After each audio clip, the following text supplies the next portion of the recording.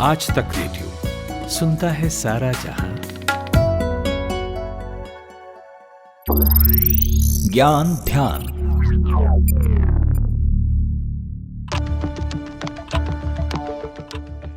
मौजूदा वक्त में अगर आप आम आदमी की समस्याओं की एक लिस्ट बनाएंगे तो पहली 3 में महंगाई भी आएगी। महंगाई ने इस दौर में मिडिल क्लास और गरीब वर्ग दोनों की कमर तोड़ रखी है। खाने पीने का सामान महंगा है, ट्रांसपोर्ट महंगा है, किताबें महंगी और सब कुछ बढ़े हुए दामों पर। सवाल ये है कि इस दर्द की वजह क्या है? अर्थशास्त्र के जानकारों की सुनिए तो महंगाई की एक बड़ी वजह है डीजल और पेट्रोल। पेट्रोल डीजल की कीमत बढ़ने से हर चीज़ों पर इसका असर होता है। माना यह जाता है कि अगर महंगाई को कम करना है तो फ्यूल की कीमतों को कम करना ज़रूरी है, लेकिन ये इतना आसान है नहीं, क्योंकि सरकारें कहती हैं कि फ्यूल के रेट तो इंटरनेशनल मार्केट में तय होते हैं। ये और बात है कि चुनाव आते ही पेट्रोल डीजल के बढ़ते दामों पर लगाम लग जाती है। खैर, हम बात इस बारे में कर रहे हैं कि क्या पेट्रोल डीजल के बदले कोई दूसरा फ्यूल ऑप्शन हो सकता है क्या?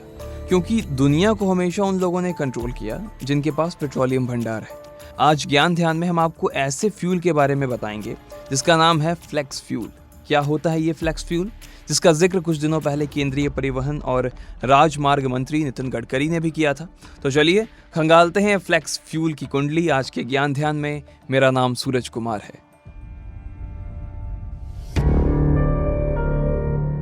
चलिए शुरुआत केंद्रीय मंत्री नितिन गडकरी की बात से ही करते हैं। उन्होंने कहा था कि आने वाले दिनों में भारत सरकार सभी तरह की गाड़ियों के लिए फ्लेक्स इंजन को कंपलसरी कर सकती है। दरअसल फ्लेक्स अंग्रेजी के फ्लेक्सिबल शब्द से बना है। इस शब्द से ही साफ है कि फ्लेक्स इंजन का मतलब ऐसा इंजन जो आसानी से किसी दूसरे फ्यूल पर चल सकता हो। दुनिया में ब्राजील एक ऐसा देश है जहां सबसे ज्यादा फ्लेक्स इंजन वाली गाड़ियां चलती हैं। वहां 30 लाख से ज्यादा गाड़ियां इस फ्यूल पर चल रही हैं। भारत के संदर्भ में जिस फ्लेक्स इंजन की बात की जा रही है वो पेट्रोल और डीजल के साथ साथ बायो इंजन, एथेनॉल और मेथनॉल को मिलाकर चलाया जाएगा और फ्यूल के इसी मिक्सचर को कहते हैं फ्लेक्स फ्यूल।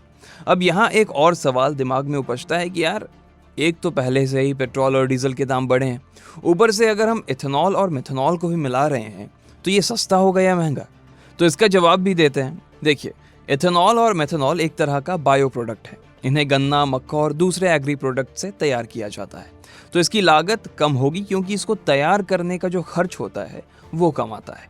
आंकड़ों से समझें तो अभी बाजार में पेट्रोल और डीजल के भाव काफ़ी अधिक हैं। पेट्रोल और डीजल दोनों 100 रुपये प्रति लीटर से ऊपर बिक रहे हैं। जहां तक इथेनॉल की बात है तो भारतीय बाजार में इसकी कीमत अभी 60 से 70 रुपये प्रति लीटर के बीच में है। तो ऐसे में लाजमी है कि जो फ्लेक्स फ्यूल वाली गाड़ियां हैं हमारी जेब पर वो बोझ कम कर सकती है। लेकिन अब सवाल उठता है पॉल्यूशन को लेकर। देश में पॉल्यूशन सबसे बड़ी समस्या है, जो आप जानते हैं। तो अगर ये फ्यूल का यूज होना शुरू हुआ तो पॉल्यूशन की दशा दिशा क्या रहेगी? तो इस बारे में हमने बात की आज तक रेडियो में हमारी सहयोगी खुशबू से, जो पर्यावरण की खबरों को नजदीक से कवर करती हैं। Ministry of petroleum and natural gas ने एक एक्सपर्ट कमेटी बनाई थी सूरज, जिसमें पाया गया कि 2 व्हीलर में बायोफ्यूल का अगर हम इस्तेमाल करते हैं तो कार्बन मोनोऑक्साइड का एमिशन 50% कम होता है। वहीं 4 व्हीलर में एमिशन 30% कम होता है। वहीं हाइड्रोकार्बन्स का एमिशन 20% कम होता है। इस वक्त दुनिया भर में, जैसा कि हम जानते हैं, जलवायु परिवर्तन एक बड़ी समस्या बनी हुई है। तो ऐसे में डीजल पेट्रोल के इस्तेमाल को कम से कम करने पर जोर दिया जा रहा है, क्योंकि ये काफ़ी ज़्यादा कार्बन एमिट करता है। वहीं इथेनॉल से कार्बन का जनरेशन काफ़ी कम होता है। इस वजह से ये डीजल पेट्रोल के मुकाबले एक बेहतर ऑप्शन हो सकता है। एक और बात सूरज, भारत के लिए एक प्लस पॉइंट ये है कि देश में इथेनॉल प्रोडक्शन की पॉसिबिलिटी काफ़ी ज़्यादा है।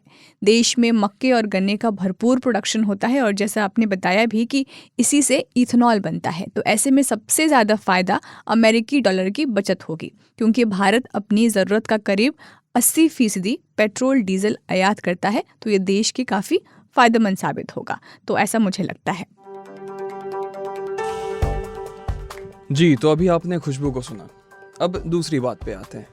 अगर आप मौजूदा वक्त में देखेंगे तो आप ये पाएंगे कि ज़्यादातर देशों में डीजल फ्यूल के बदले इलेक्ट्रिक गाड़ियों को एक विकल्प बताया जाता है और इस दिशा में काफ़ी तेज़ी से काम भी चल रहा है। खुद भारत में भी आपको काफ़ी इलेक्ट्रिक गाड़ियाँ मिल जाएंगी।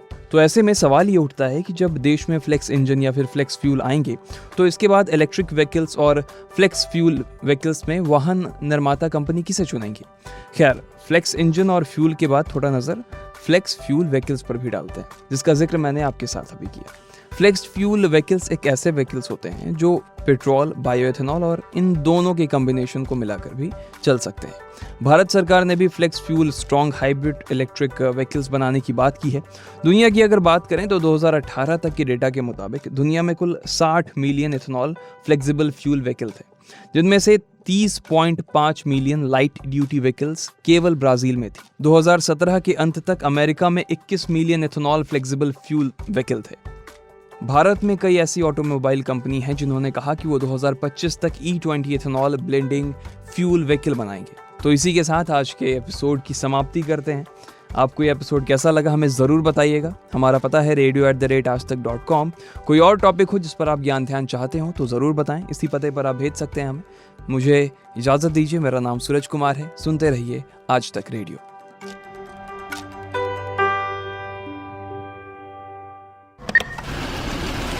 कमाते हैं लेकिन बचा नहीं पाते, बचाते हैं तो उससे कमा नहीं पाते। शेयर की चाल, निवेश का हाल, बाजार का तमाशा, इकोनॉमी की भाषा, बॉन्ड, बीमा, सोना, चांदी, सबकी होती है बात बचाते रहो नारे के साथ। हर शनिवार नितिन ठाकुर के साथ कीजिए मुलाकात अपने मनी मैनेजर से।